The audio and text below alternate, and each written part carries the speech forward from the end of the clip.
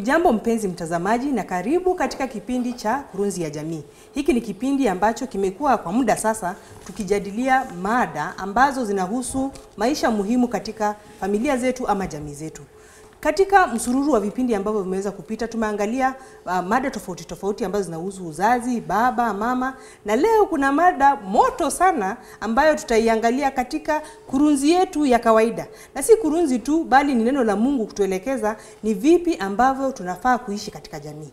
Mada ya leo inazungumzia juu ya kuheshimu ndoa ama ndoa na iheshimiwe. Sitakuwa peke yangu katika safari hii na meli ambayo natarajia kwamba itakuwa katika mawimbi makali, lakini baada ya kipindi naamini kwamba tutaweza kupata jibu. Msimulizi wako ni mie Alice Mchanji Siminyu, na katika ukumbi nina walimu wetu watukuka, dada Esther Kamau ambaye ni mchungaji, mwalimu na anafanya kazi kubwa katika jamii zetu kutuelimisha. Karibu sana dada. Asante, nashukuru. Karibu naye ni mchungaji Abednego Lwandanyi ambaye amekuwa mwalimu wetu wa karibu na tumemwona sana akituelekeza na akitufundisha. Karibu sana mchungaji. Karibu watazamaji. Karibu naye ni mwalimu ambaye anatusaidia sana katika shule zetu za upili na pia leo yuko hapa kwa ajili ya kutuelekeza katika mambo haya ya jamii. Karibu sana mwalimu Bosire Momanyi. Ujambo mtazamaji. Tunakukaribisha wewe kwa njia ya kipekee na tunatumai kwamba katika mada ya leo utaweza kujifundisha na kumfundisha hata mwingine ili aweze kujua Mungu anahitaji nini kutoka kwetu. Walimu, tunazungumzia juu ya ndoa na iheshimiwe. Heshima ama ndoa kuheshimiwa. Hata kabla hatujaingia kwa hiyo mada kujaribu kuangalia ndoa kuheshimiwa na ndoa ni nini? Dada Esther. Okay. Ndoa tunasema ya kwamba ni wakati msichana. Nianze msichana. Ni wakati msichana anaona ya kwamba amefika wakati wa kuwa na nyumba yake. Anakutana na kijana ambaye pia amejitayarisha kuweza kuwa na boma ama na nyumba yake. Na wanapoungana, maandiko yanatuambia ya kwamba sasa wanaunganishwa na Mungu mwenyewe, maana kila mmoja ameacha wazazi wake na wamekutana wakawa mwili mmoja. Kwa hivyo hiyo ndio tunaita ndoa. Mchungaji, najua umefunga ndoa nyingi sana. Sijui unapeana mwelekeo kusema ndoa ni kitu gani? Ndoa ni Ndoa ni uhusiano kati ya mtu wa kike na mtu wa kiume. Katika kitabu cha Mwanzo, unaposoma Mwanzo 2:24 pale utapata kwamba Mungu alisema si vizuri mwanamume akae peke yake. Ni vizuri awe na msaidizi. Na ndio akaweka mwanamume usingizi, Adam na Hawa akalala, akafanya operation. Katika upafu wake akatoa na akaumba mwanamke ambaye ni Eva ama Hawa. Hapo ndipo Adam alipofufuka akaona mwanamke katika sura yake, akasema hii ni mifupa ya mifupa yangu na hii ni nyama ya nyama yangu, nitamuita mwanamke. Katika Kiebrania mwanamke ni kama udongo. Udongo, Adama ni udongo, mahali ambapo mbegu inapandwa. Na kwa hivyo mwanamke ni mtu muhimu sana. Na ndoa ni watu wawili wanaokuja pamoja kwa kuelewana. Lazima kuwe na maelewano. Lazima waelewane. Wakubaliane, wazazi wakubali. Na umri pia uwe sawa. Mwalimu basi ndio daktari wa hili. Hebu tufafanulie pia.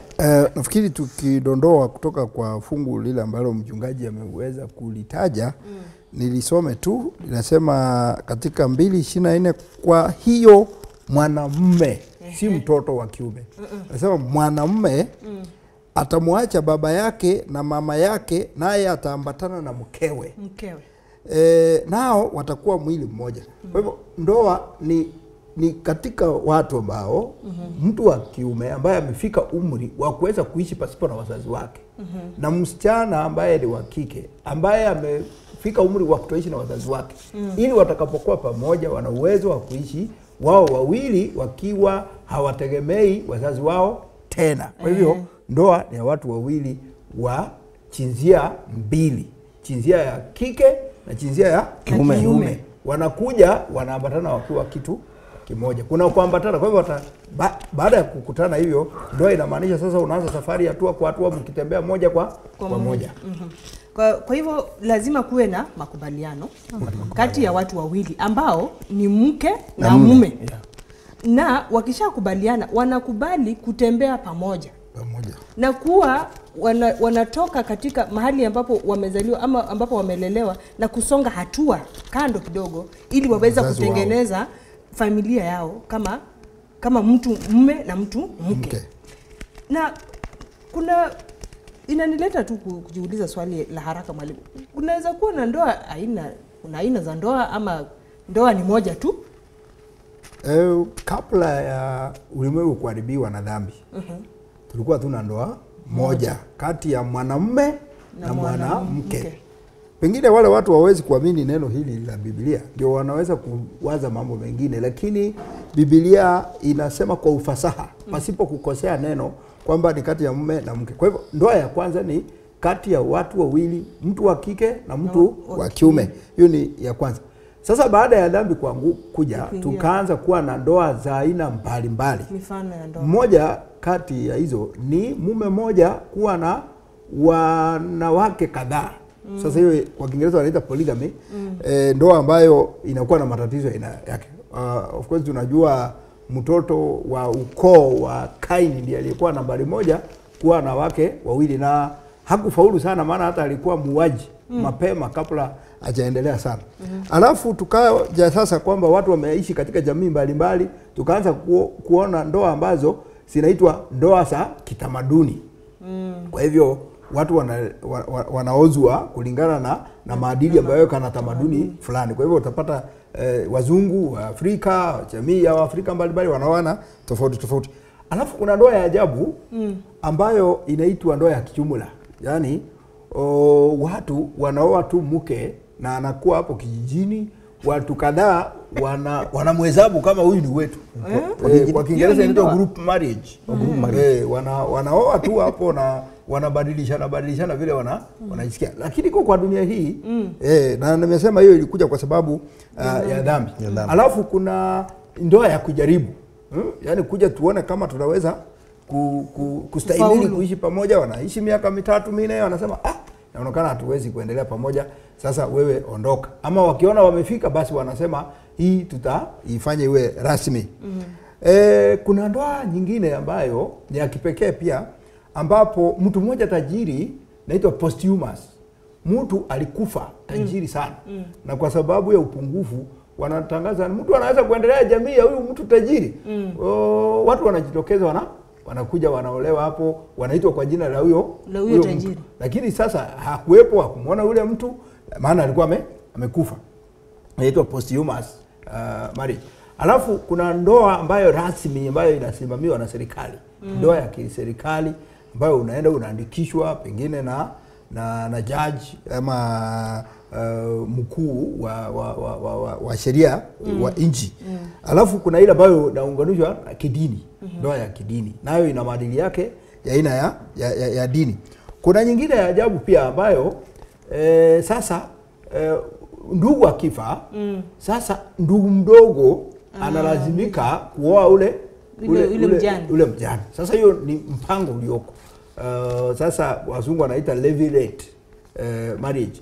Kuna nyingine msichana, sasa yeye unaoa msichana, unajaribu kupata mtoto upati. Sasa mnajadili na mama mkwe ama baba mkwe, anasema yeye apate mtoto, sasa nipatie huyu mdogo. Sasa unaoa mwingine. Unaoa wasichana wawili kutoka kwa jamii moja. Sababu kubwa ni kwamba huyu apate watoto, na hivyo hizo ndoa zote ziko katika ulimwengu huu na watu wanazijaribu. Of course zile ambazo zimekuja za ajabu zaidi ni msichana na msichana mwingine wanaoana, mfulana na mfulana mwingine wanaoana. Lakini katika neno lile tulisema ambalo linatuongoza hapa ni kwamba mtu mke na mtu mume wakioana, hiyo sasa ndio inaambatana na neno la Mwenyezi Mungu. Mchungaji, kigezo cha kuandaa watu kwamba mseme sasa hawa watu wako tayari kuingia katika ndoa. Kwanza umri. Umri katika maisha, katika chronological age, miaka. Na kuna pia umri wa neno, wamekomaa kivipi katika neno la Mungu, wameelimishwa, na pia wako sawa.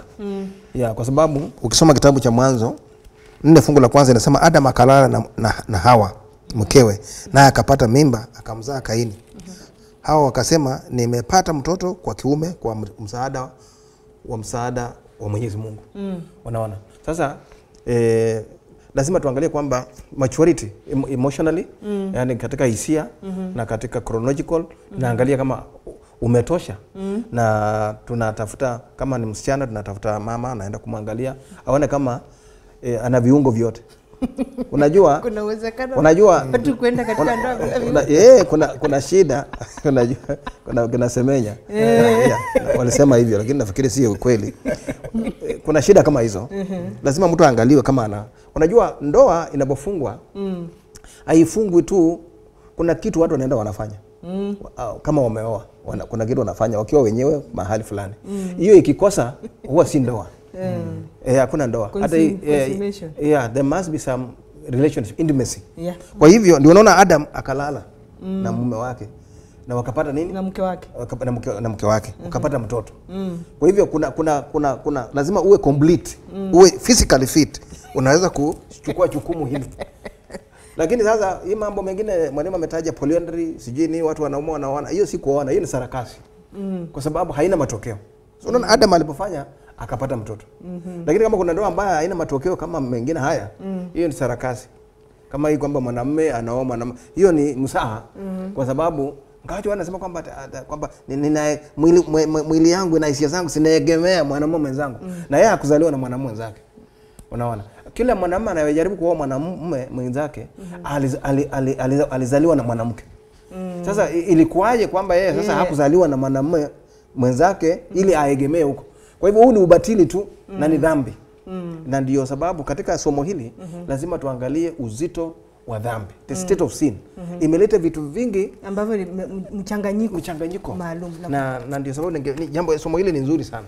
Lazima tuangalie kwa sababu umepata watoto wanaoana. Nimesikia juzi Uganda kule mali dadangu ametoka ati mtoto wa standard 4 anataka kuoa mwenzake kwa sababu walizaliwa na meno. Sasa wakaonekana kwamba wana vitu na hiyo inaitwa ati ni ndoa. Ati ni ndoa. Sasa unauliza wanaenda wanafanya nini? Ndoa ni watu wamekomaa, wanajua left and right. Wanajua tunaenda wapi na tunafanya nini. Wanakuja pamoja kwa kukubaliana. Kanisa ikubali, wazazi wakubali. Wafanye mchana, wakuje kiwanjani. Watu wafurahi. Basi waambie kwa heri, wapatiwe zawadi, waambie mwende na Mungu awabariki. Amina.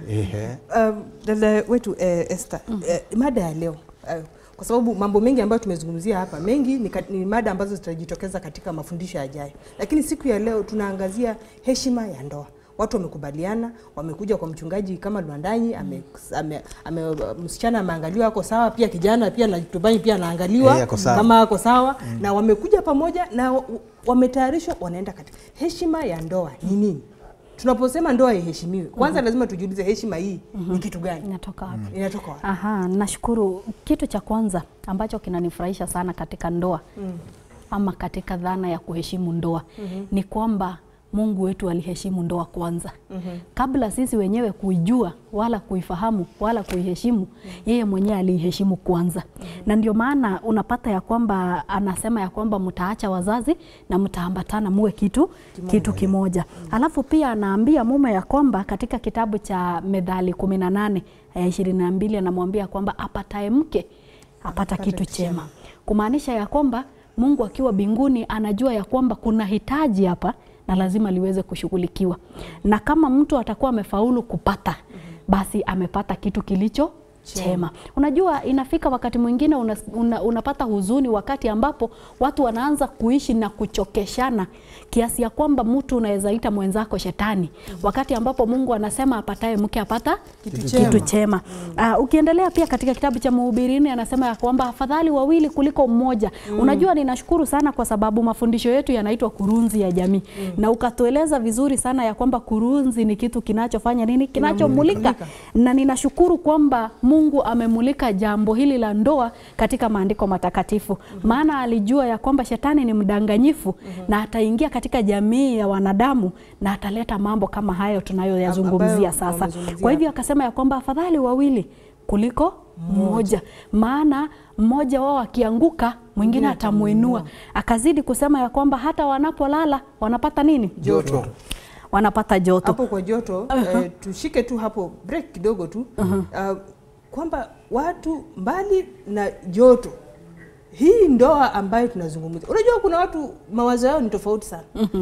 Ndoa tu inagharimu mambo ya joto peke yake, mwalimu. Kuna majukumu ambayo yanakuja na ndoa. Sio joto pekee. Watu ambao tumezungumzia ambao wamekomaa, watu wa kike mahitaji yao hayaanzi na hiyo joto kwanza. Wanapenda sana kuambiwa unafaa, sura yako ni nzuri, yani ambiwe tu mambo mazuri tu. Hiyo inamtosheleza hata kabla hajafika pale. Lakini pia mume wanasema hitaji lake kubwa ni hiyo. Kwa hivyo mama, ukitembea ujue ya kwamba huyu jamaa anangojea tu mfunge mlango. Kwa hivyo katika hao watu wawili lazima waelewe, mwanaume ajue majukumu yake kwa mume ni nini ambacho mume wangu huwa anatangulisha mbele, na mke wangu anapenda nini.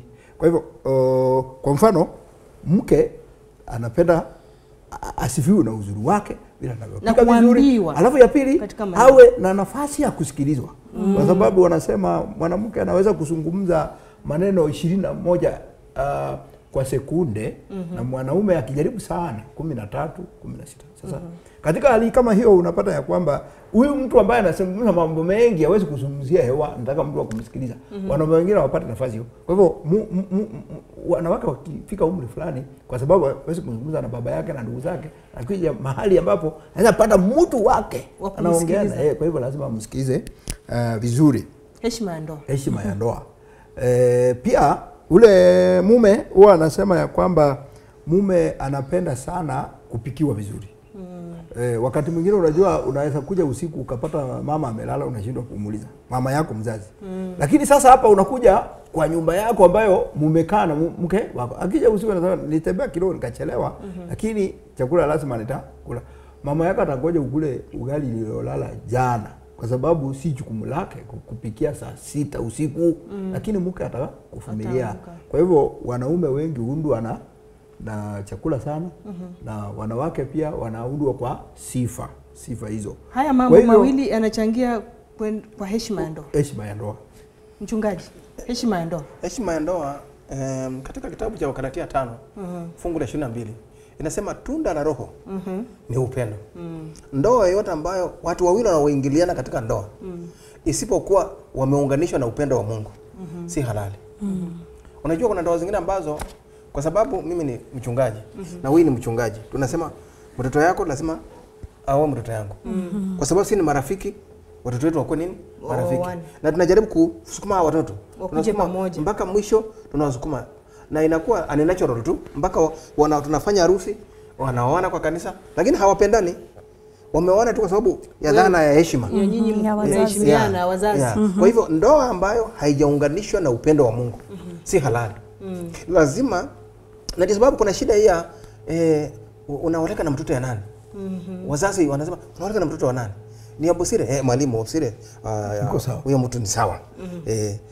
Mtoto fulani hawa tu maskini. Lakini unajua you see, sugar is sugar. You don't have to worry about which company. Ukiweka kwa chumvi, ukiweka kwa kikombe unaona ni tamu. Sasa haijalishi imetoka kampuni gani. Kwa hivyo kile ambacho kinapenda moyo ni cha mtu binafsi. Wanasema kwamba the beholder, mwenye anaona ndio the beholder. The beauty is in the beholder. Mwenye vile unavyoona ndio. Kwa hivyo nilikuwa nataka kuona jambo lingine ambapo mchungaji amezungumza. Mchungaji, ushikilie tu hilo jambo. Asante. Kidogo tu. Tunaenda mapumzikoni. Mtazamaji, hii mada ni mada nzuri na ni nzito. Na baada ya kutoka mapumzikoni tutaangalia heshima ya ndoa inatunzwaje. Na ndoa ikikosa kuheshimiwa, ni nini kinatokea? Naamini kwamba utafaidika na itakuwezesha wewe kufanya maamuzi ambayo yatakufanya kuwa mwanandoa ambaye atatajika katika jamii. Siende mbali.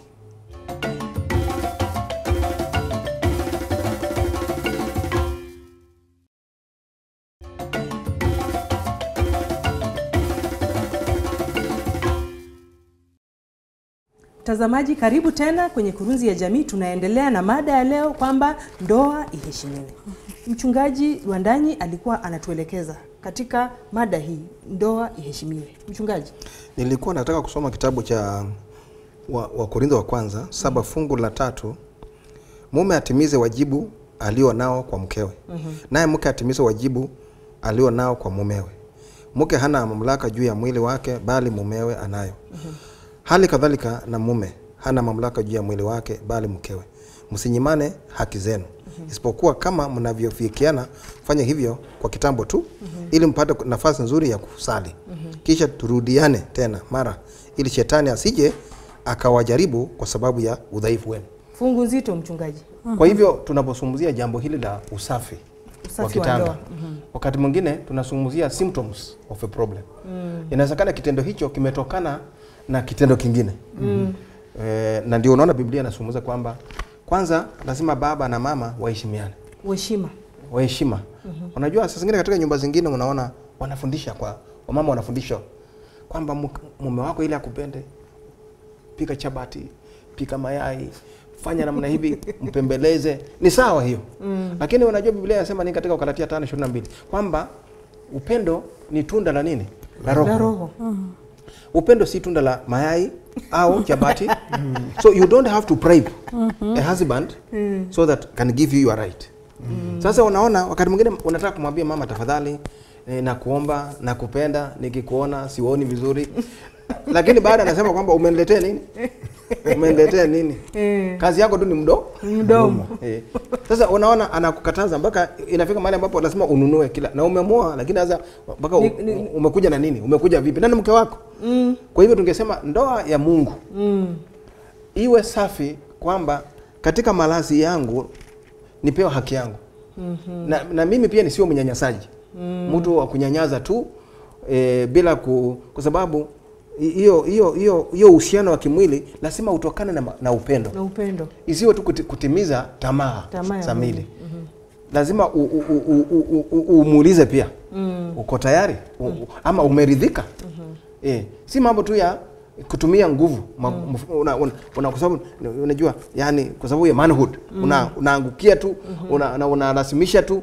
Hiyo inafanya mtu mwingine akimpata huyo anamzungumzia vizuri.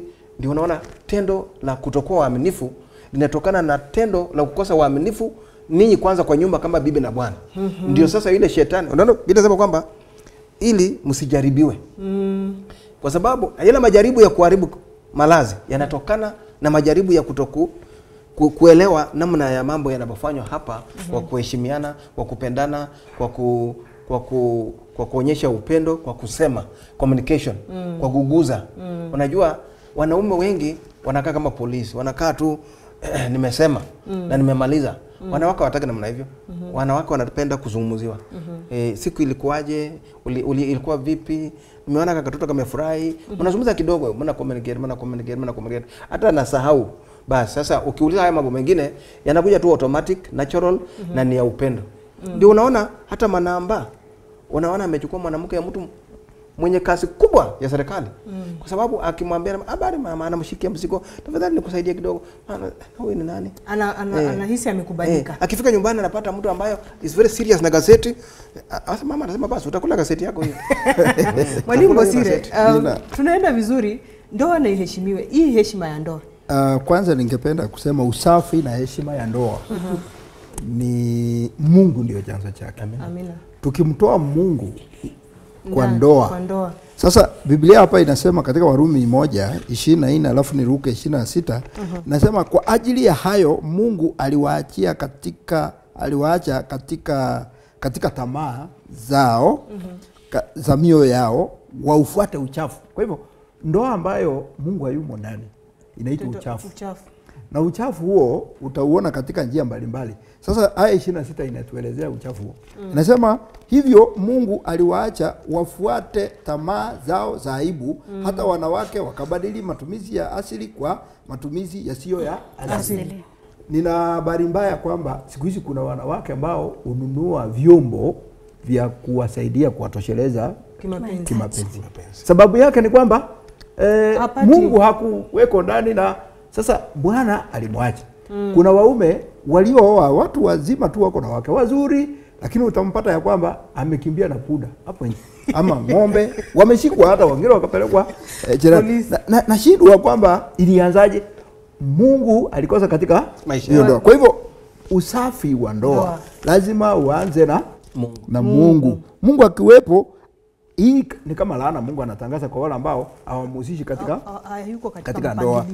Kwa hivyo tunaona ya kwamba hata wanaume eti vivyo hivyo waliacha matumizi ya mke ya asili, wakawakiana tamaa waume kwa waume na mambo yasiyowapasa kama kukimbilia kuku, kukimbilia. Unajua inakuwa aibu sana wakati baba mtoto anapatikana ya kwamba amewacha mume na amepatikana anakimbia na punda. Siku nyingine atakukimbiza ukutana kwa soko punda na wewe uko juu yake unatembea na mnayo. Itakuwa aibu kubwa zaidi ambayo itakayopatikana. Of course katika usafi huo utapata kwamba kuna mambo kadhaa ambayo yataambatana. Unajua watu wameoana miaka 10. Ugonjwa inakujaje kama mlikuwa waaminifu? Kwa hivyo usafi wa ndoa inamaanisha ukipata mke wako, ukipata mume wako, simama pamoja naye, uwe mwaminifu. Uaminifu. Hiyo ni mada kubwa. Mchungaji Esther, ni wapi tumeenda mrama katika heshima ya ndoa? Okay, wacha niongee kama mwanamke katika hali ya mwanamke. Jambo hili la ndoa kuheshimiwa ama malazi kuwa safi ama uaminifu, kuna mahali lina changamoto. Mwanamke katika jamii ama katika nyumba ama katika ndoa yake ana uwezo wa kuvumilia mambo mengi sana anayoyaona. Mwanamke ana uwezo wa kuvumilia mume wake kama hana fedha, anaweza kuwa anaosha nguo moja usiku ndio aivae kesho. Hiyo yote anaweza vumilia. Anaweza vumilia achemsha maji moto akunywe kwa sababu kesho chakula kitapatikana. Hiyo anaweza vumilia. Lakini kuna kitu kimoja ambacho wanawake wengi wameshindwa kuvumilia. Mwanaume ambaye si mwaminifu katika ndoa. Ukisoma katika kitabu cha Methali 5 aya ya 15, maandiko yanasema ya kwamba unywe maji ya birika lako mwenyewe. Lako mwenyewe. Kwa sababu hilo ndilo Mungu alitenga na akalibariki. Hilo birika peke yake. Anasema ya kwamba na maji yenye kububujika katika kisima chako, wachana na visima vya wenyewe. Anauliza, je, chemichemi zako zitawanyike mbali? By the way, enda wakati mmoja kwa matanga ndio utashangaa mtu amekufa. Lakini wale watoto wanaoletwa siku hiyo kwamba hao watoto ni wa huyu mzee, huyo mpaka unaanza kushanga. Hawa wote alizaa lini? Sasa ndio inasemekana ya kwamba, je, chemichemi zako zitawanyike mbali na mito ya maji katika njia kuu yawe yako mwenyewe peke yako wala si yako pamoja na wageni. Haijakubali. Mambo mengine tumekubaliwa ya kwamba tusiwe wachoyo. Hata maandiko yanasema msiwe wachoyo. Lakini inapofika kwa hii inasemekana si yako na wageni, yako peke yako. Alafu anasema ya kwamba chemichemi yako ibarikiwe. Nawe umfurahie mke wa ujana wako. Ni ayala apendaye na pa apendezaye. Maziwa yake ya kutoshe siku zote na kwa upendo wake ushangilie daima. Kwa hivyo unapata ya kwamba wale wanaoweza kutunza hili agano la Mungu huwa wanaishi vizuri. Jambo lingine ni kwamba kuna kitu kingine pia wamama huwa wanashindwa kuvumilia. Mchana tuko na wewe. Umenikoroga mchana, umeniita majina makubwa, muangalie vile unafanana, umeniita makubwa. Then inafika jioni unaniambia penduka pandei, itakuwa ni ngumu ajabu. Ngumu ajabu. Jinsi ambavyo unaangalia ni ya kwamba mawasiliano katika ndoa ni ya maana sana. Usiwe unasukumia tu mtu mambo mchana mazito kana kwamba hautamhitaji usiku. Okay, si usiku peke yake, lakini kitu ambacho nataka kusema ni kwamba wacha hiyo heshima ifanye nini? Ionekane hata katika mazungumzo. Usiwe unanyenyekea ati kwa sababu unahitaji. heshima ikuweko. Either hilo tendo lipo ama halipo, ni heshimu kama mke wako. Utapata ya kwamba mambo hayo yanaenda kwa uzuri na kwa utaratibu. Lakini pastor alisema ya kwamba kuna wale ambao wanapenda kuonyesha uume, ya kwamba kwa sababu ni mimi na ni mimi na ni lazima. Ni sawa, itakuwa ni lazima, lakini ujue hautakuwa unatimiza lengo hasa la Mungu katika ndoa. Hata mwingine anakukumbusha zile ng'ombe ambazo alipeleka kwenu. Yes. Nafikiri ukumbuke kwamba nililipa baba yako milioni 1. Na ng'ombe hawezi kuwa mke. Mchungaji, ng'ombe si mtu.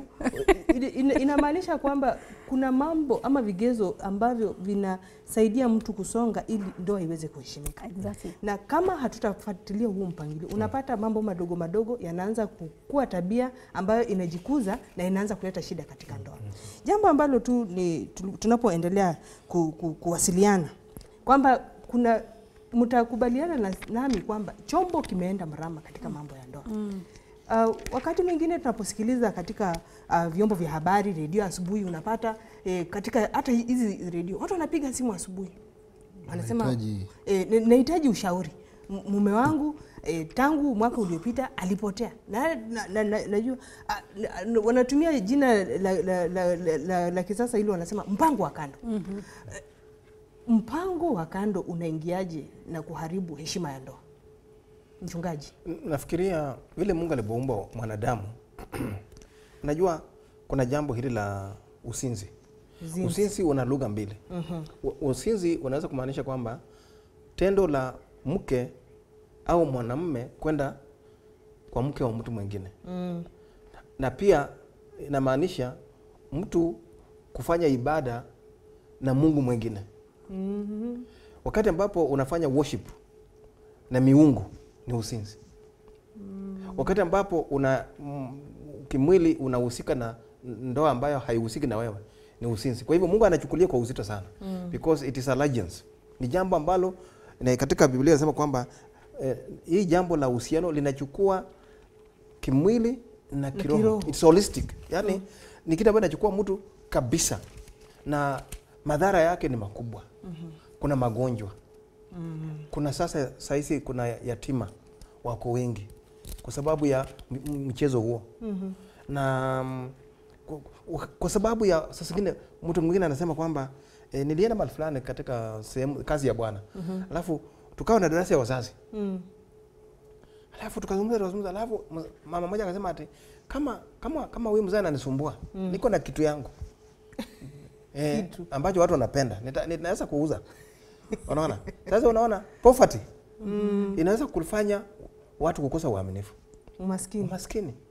Jambo lingine ni mila na desturi na jambo lingine ni environment, mazingira. Watu fulani katika sehemu hiyo wanapenda hiyo mchezo. Lakini Mungu anakataa. Katika kitabu cha Wakorintho pamoja na kitabu cha Warumi inasema kwamba dhambi zingine zote zinafanywa outside the body. Inafanywa nje. Lakini dhambi hii ya usinzi inafanywa ndani ya mwili. Inahusisha mtu kikamilifu, yeye pamoja na roho yake, pamoja na spirit yake. Kwa hivyo ni jambo ambalo linamsumbua Mungu. Na you cannot defeat it just by talking like this. Uweze kulishinda kwa njia hiyo. Kwa sababu hata katika kitabu cha Mathayo tulisoma jambo fulani katika kitabu cha Mathayo, inasema kwamba Mungu alisema iliandikwa usisini. Lakini mimi nasema sasa mtu yote angaliaye mwanamke na kutamani amezini. Sasa unaweza kuona Kisumu sasa hiyo watu yani watu wengi wamewasini leo. Unaona? Kwa kuangalia tu. Kwa hivyo ikaonekana kwamba nobody ana uwezo wa kushinda dhambi. Even ndivyo alikuwa anafanya. Kwa sababu unaweza kujizuia kabisa usiguze mtu kimwili. Lakini kumuona tu hivi na unaweza kumuona na unasema jamani kama giza lingepatikana hapa hivi. Sasa kwa mbinguni wewe umesini. Kwa hivyo it is a spiritual battle. It's a spiritual war. It's a spiritual conflict. Kwamba ili tushinde dhambi ya usinzi na dhambi zingine zote lazima tuwe uhusiano na Yesu. Bila Yesu hatuwezi. That's why Jesus was making it impossible. That impossible for you as a person to defeat it. Lakini it is possible and very possible tukikubali Yesu au mwokozi wa nini? Wa maishani. Ama bure itakuwa tu hadithi. Mwalimu Bosire, heshima ya ndoa na hiki kitu ambacho tunazungumzia juu ya kuwa na mipango ya kando. Sasa Biblia katika kitabu cha Malaki mlango wa 2 aya ya 15 kuna sehemu ya pili hapo ndio nataka kuona hapo, inasema kwa hiyo jihadharini roho zenu, mtu awaye yote asimtende mke wa ujana wake mambo ya ihana. Sasa ninaona kana kwamba inaonekana wanaume ndio wako mstari wa mbele sana. Hata Biblia inapoonya hapa. Umefanya utafiti hapo. Biblia inaviangalia hapa kwa sababu inasema wanaume msifanyie wake wa ujana. ihana. Na hapo chini inaendelea kusema ihana ni namna gani? Unamdunisha mpaka unataka kumtaliki, unamuonyesha madharau namna hiyo. Mambo haya ya kuwa na mpango wa kando kwanza inaleta ugomvi mkubwa katika boma na hakuna mtu angefurahia ugomvi. Pili, watu wengi leo wameenda kule nje kwa sababu ya mipango ya kando, akajichongea magonjwa ambayo analeta mpaka nyumbani. Sasa baada ya muda kiasi ya haja unapata kwamba mama ni mgonjwa. Sasa kwanza wamama si pengine akibarikiwa anaenda katika kupimwa na anapatikana ana ugonjwa. Sasa kumbe mzee ndiye aliyechangia akaleta. Kando na hiyo, mpango wa kando huu unaficha, baadaye unagundua kwamba ulikuwa na watoto kando pale ambao mwenzangu alikuwa ameweza kusema.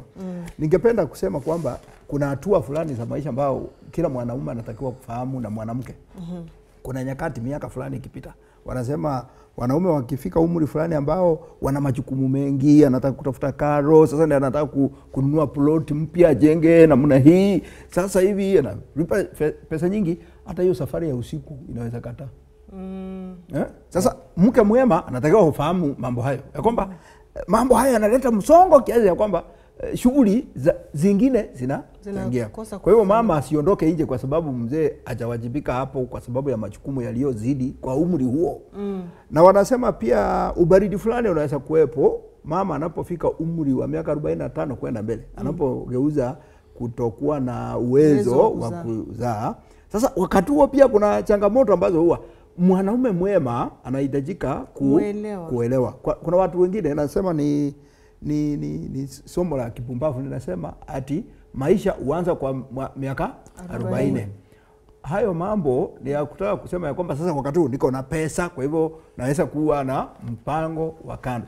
Ukiwa na pesa nzuri, maisha ikitaka kuanza, jengeni ghorofa, nunueni gari, nunua ndege, safiri na mke wako, furahia namna hiyo. Dada Esther. Yes. Ndoa na iheshimiwe. Wakati mwingine watu katika mahusiano ya ndoa anasema kwamba huyu mke wangu anifanyii vizuri, ndio kwa maana nimeamua kwenda nje, ama huyu mume wangu anitoshelezi, ndio kwa maana nimekuwa. Uamuzi wa kwenda nje ama kutoheshimu ndoa yako kikamilifu ni uamuzi wako, ama unachochewa na mwenzako. Okay. Kitu ambacho ningesema ni kwamba either hautosheleshwi ama unatosheleshwa. Jambo la kwenda nje si suluhisho. Whichever the case. Hata kama huenda labda ni hivyo ndivyo ilivyo. Kumbuka tunasema ya kwamba ushauri wetu tunautoa katika maandiko matakatifu. Na haijapea mtu yeyote nafasi ama ruhusa ya kwamba anaweza fanya nini? Anaweza ondoka. Angalia hata wakati wa tuseme kama mambo ya kuachana. Yesu alipokuja akasema ya kwamba pana, hata Musa alisema hii maneno kwa sababu ya ugumu wa mioyo yenu. Lakini ukweli ni kwamba kila mtu jinsi alivyounganishwa na Mungu anafaa kuishi hivyo. Ni kifo peke yake kinachoweza kufanya nini? Kuwatenganisha. Angalia pia katika kitabu cha Methali 6 aya ya 32 inasema mtu azinie na mwanamke hana akili kabisa. Afanya jambo litakalo muangamiza nafsi yake. Nafsi yake. Atapata jeraha na kuvunjiwa heshima. Wala fedheha yake haitafutika. Fedheha si ni huzuni kabisa. Haiwezi vutika kwa sababu maybe anapoondoka anaenda analeta ugonjwa. Hiyo huzuni itafutika kwa hiyo nyumba, haiwezi vutika. Na kama maandiko inasema mtu azinie na mwanamke hana akili, huyo mwanamke ndiye ana akili? Hana pia. Kwa hivyo tunapata ya kwamba si jambo ambalo linatupia kibali cha kuweza kuondoka. Kutoelewana kutoelewana huwa kunafikia katika ndoa na huwa kunafikia kati ya watu wawili. Na ukumbuke ya kwamba huyu si ndugu na dada, hapana. Hawa ni watu wawili ambaye kila mmoja ana historia yao ya kwake, tena vile amelelewa. Ni watu tofauti. But imagine Mungu amewaleta wawili na amewaweka. Wewe unafikiri ni jambo rahisi? Alice, wewe umetoka kwenu, unakuja unakutana na mchenji. Haukuwahi mjua, haukuwahi muona. Alafu umefika kwake, umeanza kubadilisha mpaka jina. Hautaki hata kuitanishwa na baba yako tena, unataka tu jina lake. Ni mambo ya ajabu. Shikilia hapo hivyo mchungaji. Wakati wetu unatupa kisogo, lakini tunarejea baada ya muda mfupi kuangalia athari ya mambo haya ya kutoheshimu ndoa. Usiende mbali, tutakuwa pamoja muda mchache ujao.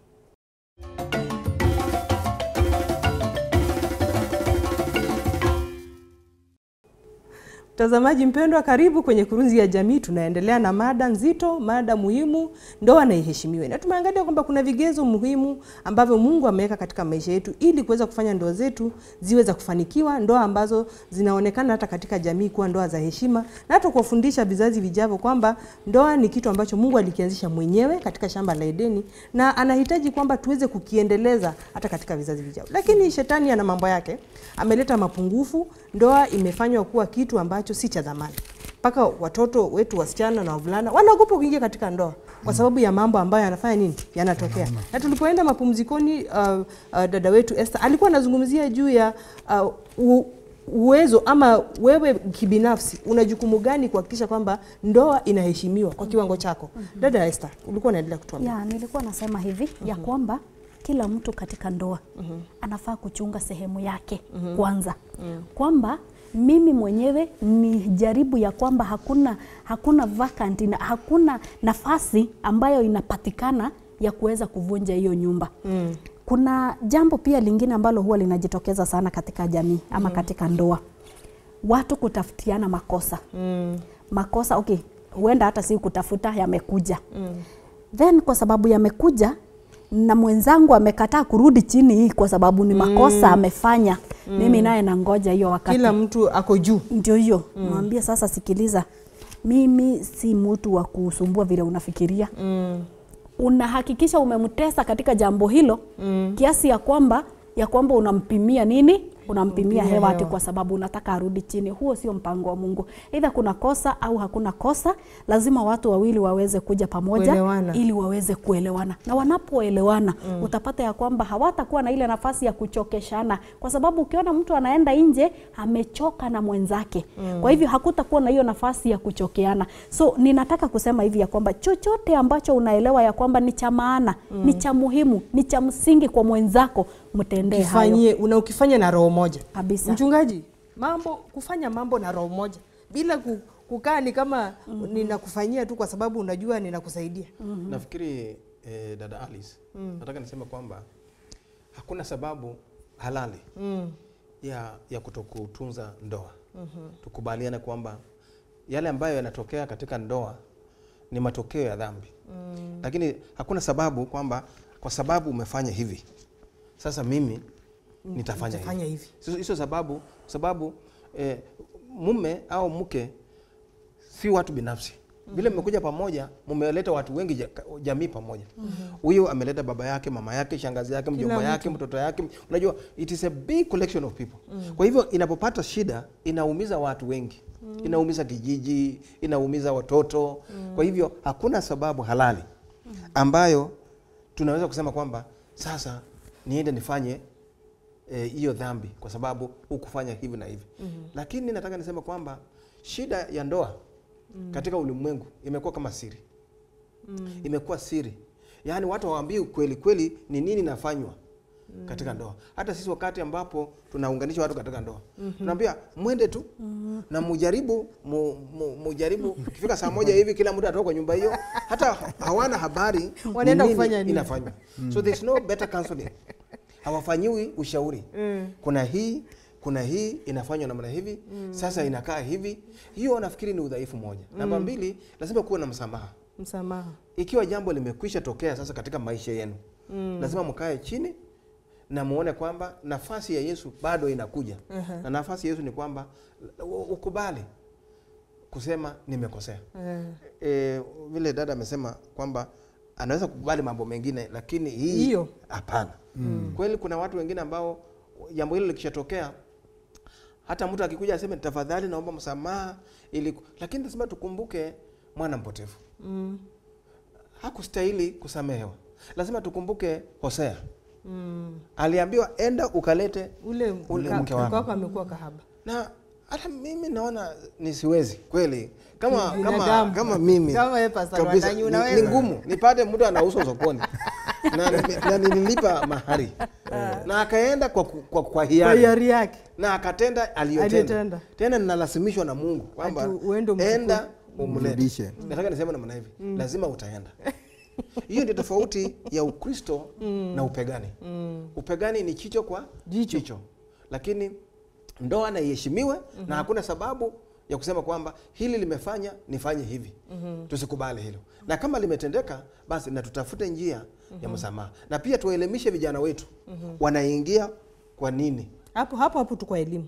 Mwalimu, hapo kwa elimu ya vijana. Kwa sababu unajua pastor amezungumzia jambo moja hapa. Kuna uwezekano kwamba heshima ya ndoa inakosekana kwa sababu watu hawapati elimu ya kutosha. So, watu wanasema tu tumeko tayari, pastor tunakuja tunazungumzia, pastor anasema haya mko wapi kadi za harusi, mumeita wageni, mchele iko sawa sawa, na watu wanaenda bila elimu ya kutosha. Hapo kwa elimu. Nina wasiwasi kubwa juu ya wale ambao waingia kwa ndoa leo. Kwa sababu watu wengi hawapati nafasi ya kuongozwa wajue ni sababu gani wanaingia kwa ndoa. Mtu anaona mimi nimekomaa karibu sasa, hata ndevu zimekuwa nyeupe, sauti naona nitachelewa, ngoja nioe, lakini sababu maalum ni kwamba unataka aibu ya kutoitwa mzee na Kwa hivyo naona kwamba tunahitajika kuongoza watu kufahamu ni majukumu ya aina gani wanatarajia wakati wanaingia katika ndoa. Huyu mwanaume ajue ya kwamba kwa mfano leo umependa msichana mwembamba. Yaani ile kitu likufutia mimi nataka msichana tu mwembamba. Na atakapopata mtoto mmoja sasa anakuwa mnene. Sasa utafanyaje? Umri ikisonga kidogo, mwingine kichwa ilikuwa imesimama style fulani, sasa inaanza kulegea kidogo. Utafanyaje? Alikuwa anatembea kama kwa mwendo wa madaha hivi. Sasa imepotea. Unajua wanaambia vijana hata mama zetu walikuwa figure 8 wakati fulani. Walikuwa figure 8 tu. Lakini sasa hiyo figure 8 lazima ipotee. Kwa hivyo uwe tayari kwamba kuna mabadiliko itakuja kupotea. Nafikiri kwamba kuna jambo moja ambalo Biblia inasema katika Warumi 12:10 inasema kwamba pambaneni kila mmoja wenu mshindane katika kutendea mwenzako mazuri. Furahia mke wako kabisa.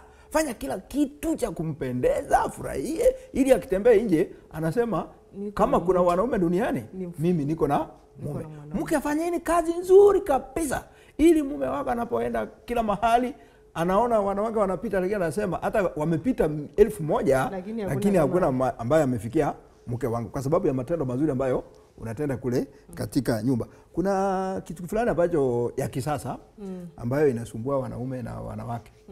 Kwamba wengi wanaangalia katika internet, mtandao na kuona hali mbalimbali za kutekeleza wajibu wa ndoa.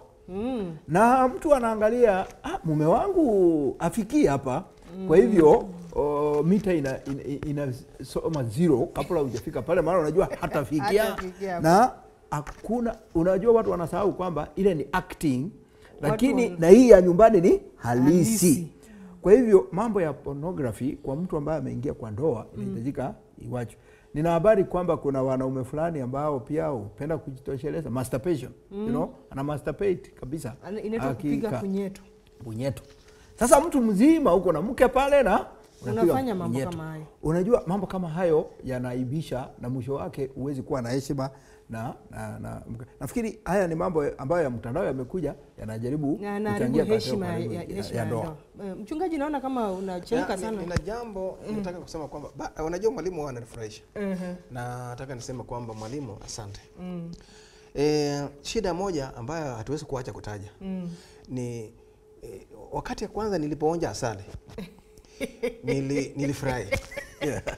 Na udhaifu tulio nao ni kwamba tumeonja asali. Na ukishaonja asali na uonje asali, wakati unaoa unaanza kulinganisha. Hii ilikuwa vipi? So expectation yako inakuwa na matatizo. Jambo la pili nilisema juu ya mafundisho. Kwamba sex education has become secret. It is secret. Watu wanaiona tu huko kando kando, kama ni mambo ya hii pornography, wanaenda wanajifungia kwa nyumba, wanaangalia na wanajaribu kuleta hiyo kwa practical na haifanyi kazi. Walimu hawafundishi shuleni. Sasa watu wanafanya guesswork na imeleta shida. Kanisa lifundishe wazi what entails. Alafu jambo lingine dada yetu alisema kwamba watu wanasema kwamba huyu aniridhishi. Sasa mimi nauliza, mashini ya kupima nini hiyo uhusiano kwamba sasa imetosha, what do you call it? Ni chombo gani ambao watu wanatumia kupima kwamba huyu ananiridhisha, huyu aniridhishi? Nafikiri hiyo hakuna, ni dhambi tu ndio watu wanatumia. It is sin. It is just that I'm a sinner but I will look for excuses. Lakini mchungaji, labda kuna mapungufu. Labda kuna kweli mtu kabisa aridhishwi, na utakataa vipi? Na amekuja kwako amekueleza jambo, mchungaji, tunataka ushauri wako. Ninahisi kwamba sitoshelezi katika jamii yangu. Nafikiri ni sawa, ngoja nimalize hiyo. Kwa sababu sasa tulisema kwamba sex is not in the organ. It is in the mind. Kwa hivyo we must tune the mind. Mawazo yetu. Yeah. Na unajua sex inachukua watu wangapi? Wawili. It is not one person. Ndio sababu mwalimu ni ngumu kusema kwamba mtu mmoja atafanya sehemu yake peke yake. Lazima tuzungumuze communication. Nimwambie mama, ni vipi unataka nifanye? Yeye anasema zungumza na mimi kwa muda fulani. Fanya namna hivi. Fanya namna hivi. Wesha taa. Fanya namna gani? So, tuzungumuze. Unaona sasa wakati mwingine mama ananyamaza tu na anajua kanaumia. Hajaridhika. Mimi nakimbia 110 na yeye anataka aende maili 1. Sasa unaona haya ndio mambo ambayo lazima tufundishe. Before we really condemn, we must teach to educate the mind what entails sex in marriage.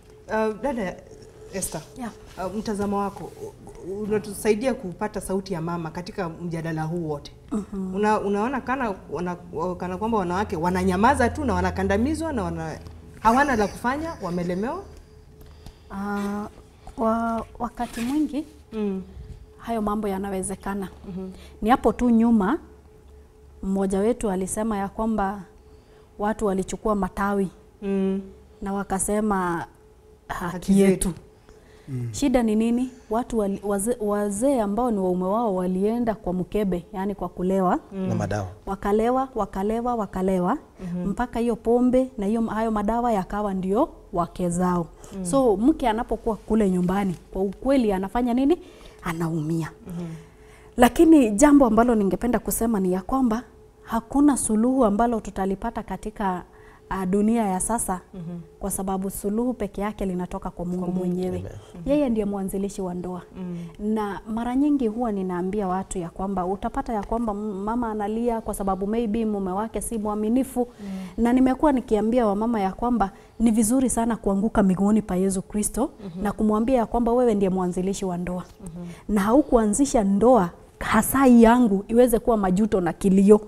Na kwa sababu ninakujua ya kwamba umekuwa ukibadilisha, maana ulikutana na Sauli ukamfanya Paulo. Hata huyu wangu naye una uwezo wa kufanya nini? Wa kumbadilisha. Because hata ukienda huko nje ukipiga kelele, ukiambia watu vile mume wako ni bure, bado hakuna si suluhisho. Hiyo hujasuluhisha. In fact umefanya watu wadharau your husband. Na hiyo sio jukumu la mama ambaye ni mama ambaye anaelewa ni nini anafanya. Jambo lingine ambalo ni la mwisho, tunaambiwa ya kwamba mwanamke mpumbavu anapiga kelele. Ni mjinga, hajui kitu. Hukaa mlangoni pa nyumba yake juu ya kiti mahali pa mji palipoinuka, apate kuwaita wapitao njiani waendao moja kwa moja katika njia zao. Alafu anawaambia nini? Maji yaliyoibwa ni matamu na mkate ulioliwa kwa siri unapendeza. Lakini nataka kusema hivi, ni ukweli. Unajua hii lugha ni ya ibilisi. Ya kwamba maji yaliyoibiwa ni matamu. Hii lugha si ya Mungu. Hii lugha ni ya adui aliyekuja kuharibu mpango wa Mungu. Kuna wakati mmoja nilipata watu wakipigana kwa ajili ya mume. Yani wanapigana. Na yule aliyekuwa ambaye ni mke halisi wa huyu mtu aliambiwa na yule ambaye alikuwa malaya. Akamwambia ya kwamba mimi unanipigia nini? Shibisha umbwa yako mifupa. So nikapata ya kwamba kwa kiwango fulani ni kama kuna ukweli ndani ya hiyo maneno ya kwamba nikakumbuka ya kwamba ukiwa umetoka nyumbani umeshiba, upitie mahali panapikwa chips, hiyo harufu huwa inakuirritate because umeshiba. Lakini pitia hapo wakati uko na njaa, unatamani ukae chini uanze kukula saa hiyo. So ni hivyo kama sijaiva. Exactly. Ni hivyo. Mzee pia akitoka nyumbani hajashiba, akipita tu katika mitaa huku Anataka chochote yale. atakutana na hao wanawake wenye wana akili na watamuita na watamconvince na mpaka atakuwa wa kuingia katika Nataka mtego. niwashukuru sana kwa sababu ya kufanya hii mada iwe nzito na nzuri. Najua kuna mambo ambayo hatujakamilisha ila kuna mambo ambayo tutayakamilisha katika mada zingine ambazo ziko mbele yetu. Mtazamaji, imekuwa nafasi nzuri sana ambayo tumezungumza nawe, na kuna mambo ambayo najua umejifundisha kutoka katika mada hizi. Na ninaamini kwamba katika kipindi cha leo Mungu atakuwezesha wewe uwe mwanandoa wa kweli na wa hakika ili uweze kukua mfano bora katika jamii. Ungana nasi katika kipindi kijacho. Mungu aweze kukubariki sana. Amina.